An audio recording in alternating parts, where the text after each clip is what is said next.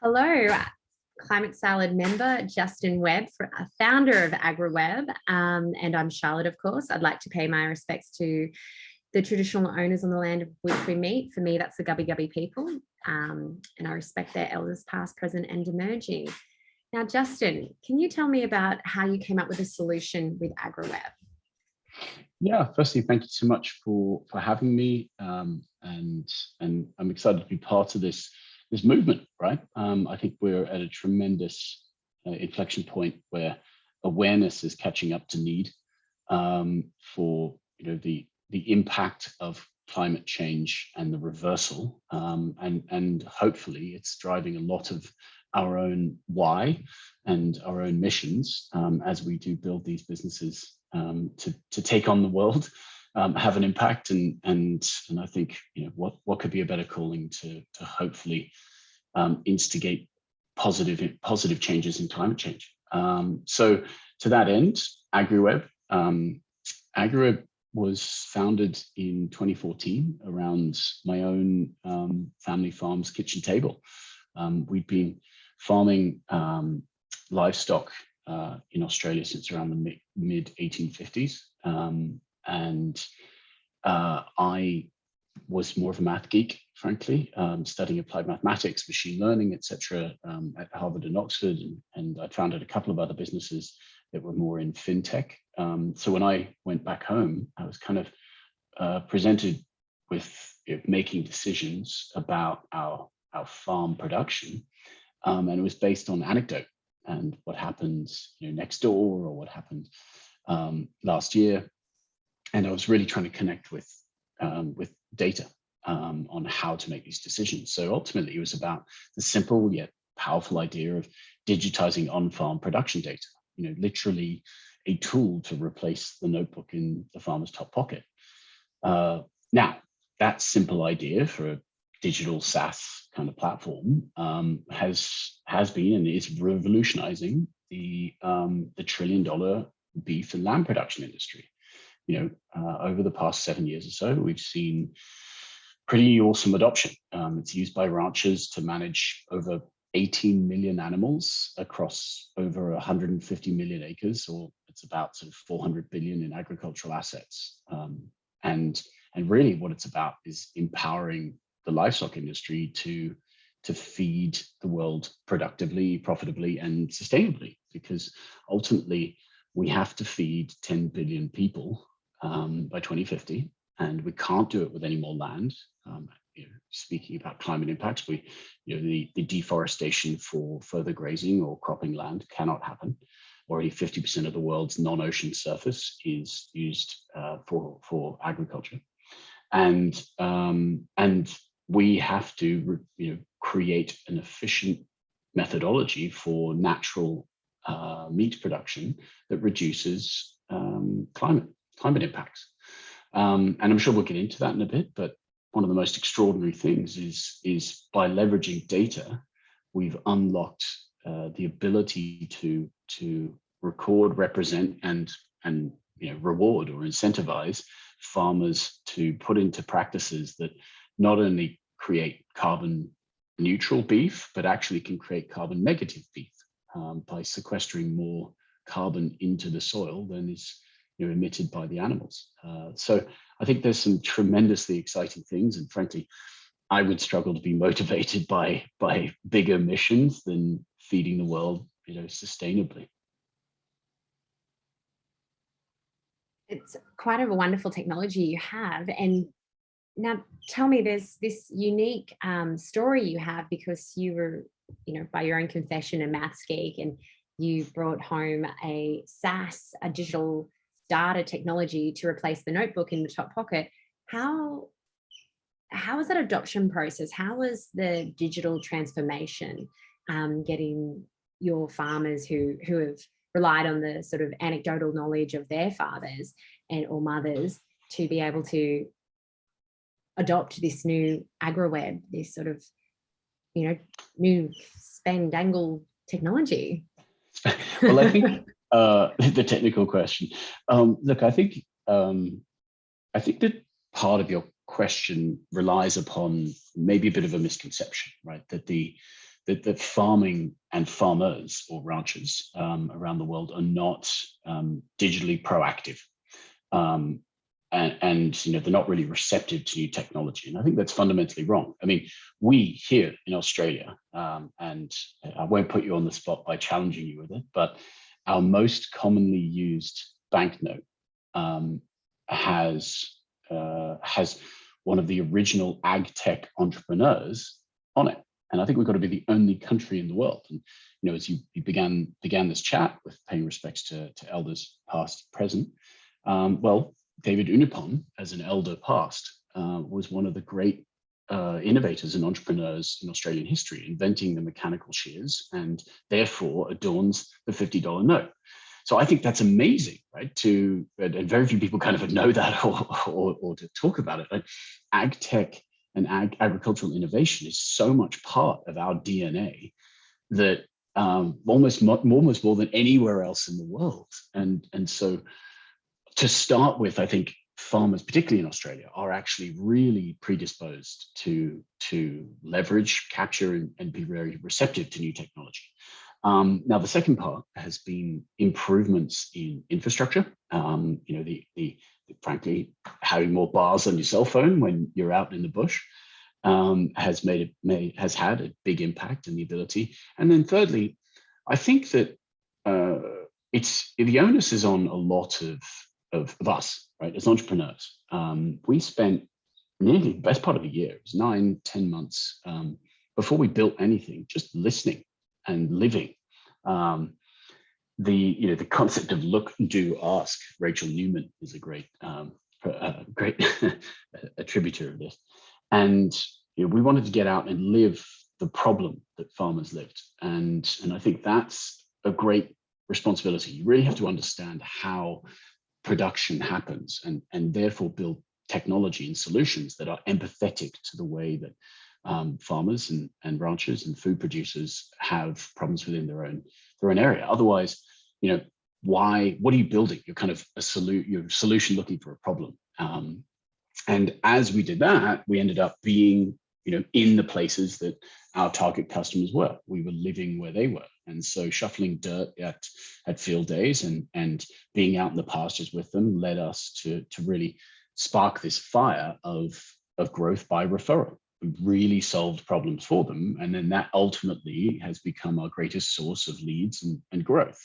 You know, sure, we've added on or augmented with digital messaging and marketing and traditional print and video media, but ultimately, I think it's solving a problem that gains your own traction that does that. And then finally, and this is probably taking root more overseas than it is in Australia, but I do hope to see it here in Australia, is particularly with the climate change argument. You know, in the UK, as a great example, the big supermarkets, Tesco, Sainsbury's, Waitrose, Morrison's, they're all committing to being net zero supply chains by varying between sort of 2030 to 2035, some even 2025.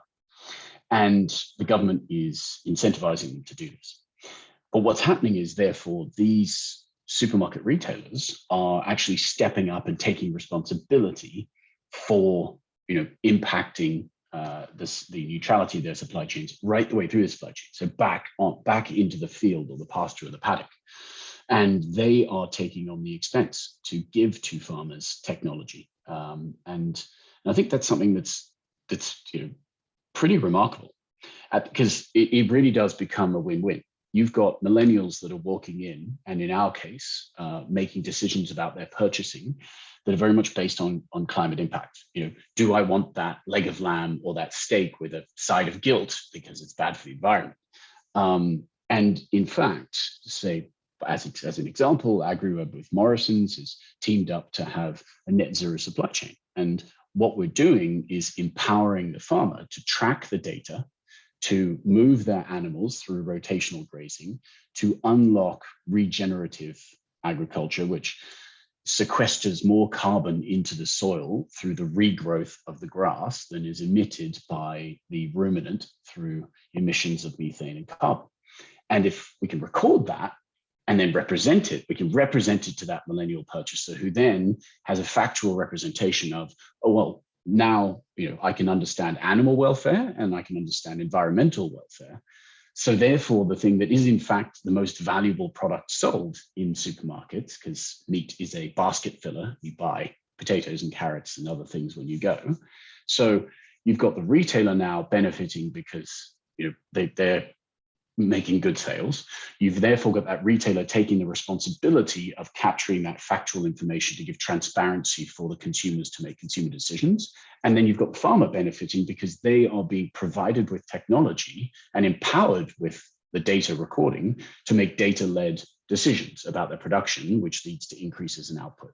So again, I think that it's amazing to see the evolution of the industry from solving something really right, in the dirt, and on farm and they call shoot side or crush side, right the way through to on the supermarket shelves.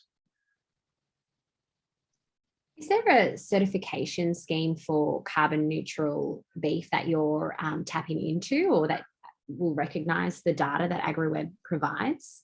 And that's purely a personal question, really out of interest, because I worked in sustainable seafood eco labels and very much was driven by the big retailers and even, paying for those certifications as well. So I just want to know, is there that? Yeah, look, certifications are a fluid space. At the moment, there have been, actually, again, this is where Australia has been at the vanguard, leading edge of a lot of these. With JBS, for example, has been they have Great Southern accreditation that was very much about animal husbandry and health, minimal antibiotic usage, etc. There's EU accreditation, i.e. the ability for Aussie producers to sell into the EU, which again comes into genetic modification, and minimal antibiotic usage. A lot of that has to be pasture fed, etc. Then there's coming into the evolution of more carbon and carbon neutral production. So like Morrison's Net Zero, Tesco's and Sainsbury's are working on one that I can't announce yet, but obviously we're working with them. Walmart and Whole Foods are doing the same in the United States. Unfortunately, we haven't quite seen that yet come out in Australia. Woolworths and Coles, we'd love to see them kind of step up and pick up where these global retailers are doing. But we think that is going to come. That's the trailing edge of that sword is when there's a lot of different fragmentation. I'm sure you saw this in the seafood space. And there's fragmentation of accreditation that can lead to bad actors. It can lead to selling snake oil, etc. I mean, I think ultimately there's a bit of contention in this space. Whether it's stuff that are up for debate is the methodologies, the frequency of testing, the operational practices of rotating animals or growing pastures or sequestering carbon or all this stuff. That is in debate, even right up to the ACCUs or the Australian government carbon credits. What's not in debate is the need to kind of record the data on the block of dirt, as in get ground truth information.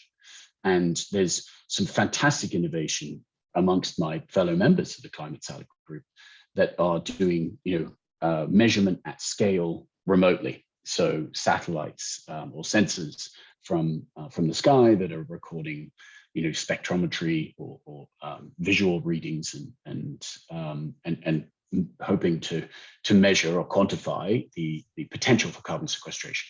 I think what we really would do well to do is all of us drive on ground validation. Like, how can we validate the information that's been captured on ground and empower the farmers to actually capture that information to then be able to, no matter what the consensus lands or where the consensus lands on, what information needs to validate these carbon credits or neutrality. When we have the information, we have the fuel to be able to power that on a grand scale. And so, yeah, I think that at the moment, while we're kind of at the genesis of, right, how are we going to agree on what carbon credits are and what the information that supports that, we've got to really drive data recording on ground, and that's going to unlock the benefits down the road. Well, because that was going to lead to my next question. How do we identify, primary producers that have used AgriWebb as a consumer walking into a supermarket? Can you Yeah, at this stage? at the moment you can't. And actually, look, I don't want to be. I actually don't really have aspirations to try and have kind of an AgriWebb brand on something in the supermarket. I think that ultimately, information as a whole, right? The whole group of the climate salad that, to some degree, we all trade in the currency of data and information, right? And we're digitizing that and representing it in some way that hopefully will impart value to the user. So I think that all of us as a community, right, gathering this information and galvanizing it to the benefit of the consumer, to the benefit of the supply chain efficiency, and hopefully to the benefit, or not even hopefully, fundamentally importantly, to the benefit of the primary producer, right, the owner of that data. If we can come back and to use our own kind of value or mission, to live for the farmer, if we can make sure that we are incentivizing, the recording and therefore the representation of information on ground, then you're going to incentivize best practices. And by incentivizing best practices and rewarding best practices, that to me is the optimal outcome of all of this. Absolutely. I do want to reward and incentivize those doing the right thing with my purchasing power as a consumer. And I hope that the retailers, the large ones, are doing that as well to reward those that are doing the right thing. So look, 2021 has been quite a year. And last week you were in New York, so you've already started traveling, which is fantastic. So tell me, what has been the highlight for you, Justin, of 2021 and AgriWebb? Yeah, I mean, it has been an extraordinary year, hasn't it? And I think one of the things to sort of take pause as we all furiously run around, like trying to build our own businesses and being very concerned and rightfully preoccupied with trying to change the world. It's remembering that pretty much no matter how big the impact we have, it pales in comparison to a lot of the loss that the world has gone through or endured.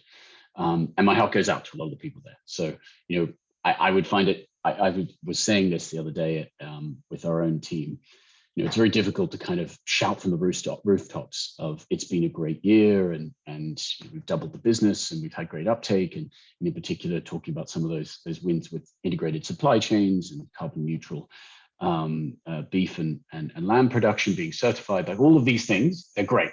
And I think they're amazing.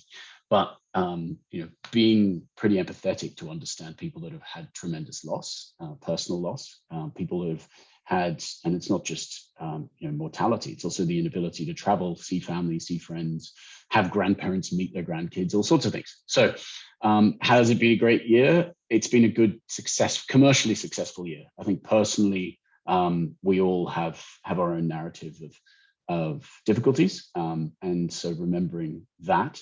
And looking forward to really positive reunions and celebrations, and in some cases, happy memorials would be the best part, the best way to end this year. One small story is farming's a lonely place, right? And especially in Australia, it's pretty remote. So some of the most rewarding elements of this year for AgriWebb, I come back to our thing of living for the farmer. The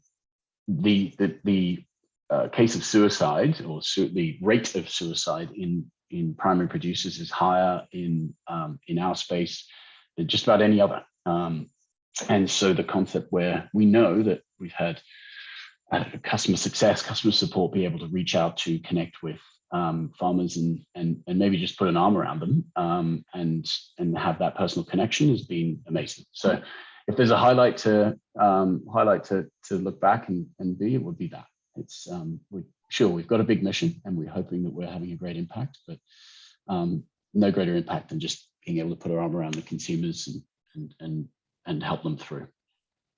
Absolutely. It has been that's very empathetic, but also congratulations, because I heard in there that you also have doubled the business. And if your solution is helping the climate as well as the farmers, I think that's you shouldn't be apologetic about your growth. So that is fantastic to hear. And I know that primary producers will be the worst affected with the climate crisis challenge as well. What about goals? I'll challenge. Can I jump in and Yeah, challenge? please do. I mean, I know they're one of the worst affected. It's a food security issue, and Yeah, I know that when we talk about the drought in Australia or the floods, because worst affected is, look, it's obviously there's a lot of talk around this, and particularly a lot of hot air, to excuse the pun, in Canberra and others. Like, I actually think that there is an opportunity and a recognition to kind of look at this as being a wonderful opportunity, right? There are wonderful opportunities for primary producers to embrace not the stick but the carrot of this incentivization, right? There's very few channels globally for scalable carbon reduction, outside of carbon sequestration into soil. And Australia has this amazing diversity of ecology and diversity of production that unlocks like one of the most scalable, immediately scalable opportunities to really step in and be the leaders in this. So sure, there's this stick of, oh, it's going to really hit primary producers hard, but I think that's a narrative that focuses on the negative, whereas there's so many positives of being like, if you can record that data and empower yourself as a farmer, as a primary producer, to not only increase production today, but unlock all sorts of opportunities in the future. Like that, to me, that's the positive story here, is like taking charge of your future, being empowered by this movement of carbon credits, and ultimately that should be a whole new source of income, and opportunity for you. No, definitely. I mean, Mike Cannon-Brookes always says that about the climate crisis. This should be seen as the biggest economic opportunity that Australia has. Well, he's had a few good insights, so well, why not pin that one up? Yeah. Now, what about goals for 2022? So looking ahead, what is in the future for the next 12 months for AgriWebb? Yeah, look, it's December, right? So we're clearly already looking and furiously doing planning. We've every reason and hope and intention to continue growth. In fact, more than double the business next year. Our efforts, speaking sort of personally about it, our efforts to globalize the business and grow up the supply chain, we've got a lot of headroom and a lot of excitement to kind of double down on that. We've got teams in total now of sort of 70 odd, and we've got teams in London and in Denver and Colorado. We've got boots on ground in South America and South Africa. So I think the geographic story is super exciting, and getting out there and maybe being on the road a bit more to do that.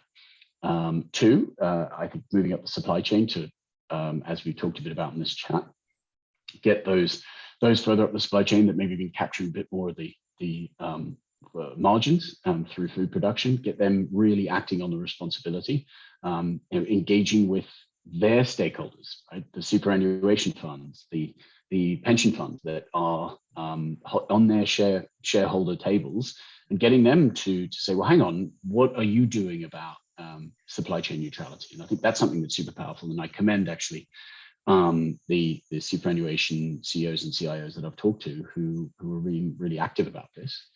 And then, for us finally, we're really hopeful that next year is about consolidating a bit more of the ecosystem. We've now evolved here in Australia as ag tech entrepreneurs from a very nascent, sort of fragmented, small groups all running around trying to raise seed capital to genuinely having global leaders with some really amazing stories to follow. And so I think what we hope to do is be able to pull together a lot of the information that's been recorded by some amazing companies and have that in that single dashboard to the farmers. I talk about my fellow founders in FarmBot, in SIBO Labs, in AgriDigital, in Yield, in AgWorld, right? All of these guys that we've had a lot of fun with for many years, and I think we can together have an extraordinary impact. But it's not just about the ones that are established. We've also got the early upcoming technologies that are looking to get in the hands of primary producers and the supply chain, and we hope to be able to unlock that, to facilitate that. And so 2022, in a very cheesy way for us, is the year of the ecosystem, and we're looking forward to that. It's wonderful to talk to you, Justin, and how fantastic that your last name is Webb, because it stands for a fantastic name that you don't even realize is part of yours. Thank you so much for the talk, and I will stop recording.